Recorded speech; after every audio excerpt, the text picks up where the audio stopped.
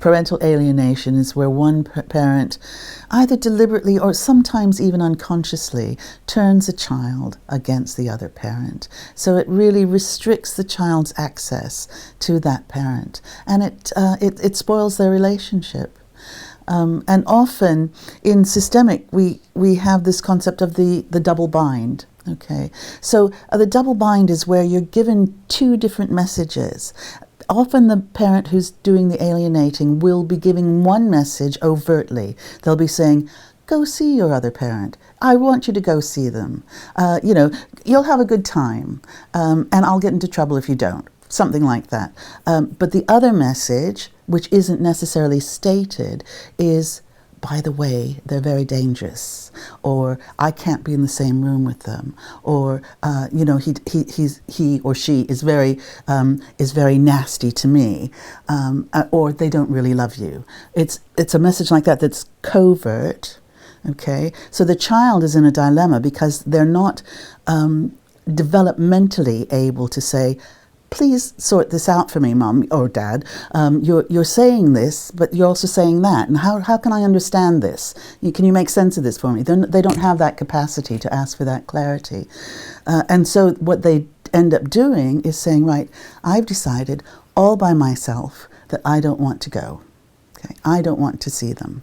And it's this horrendous double bind that keeps children trapped, and also is so difficult to understand, because the wishes and feelings of the child is enshrined in our legislation. It's absolutely crucial that we pay attention to the wishes and feelings of the child.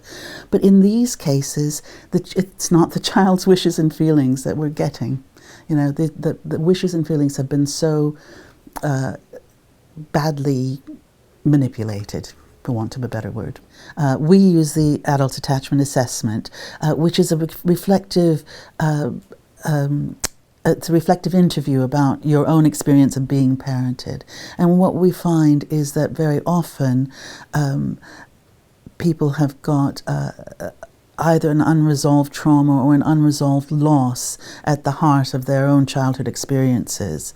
Sometimes, and quite often, they've been alienated themselves. Even in families where the parents have stayed together, very often there's a view of the father or one parent as being useless, no good, never did anything for the kids, just, whatever, and the other parent being idealized, and, they were wonderful, they, always there for me.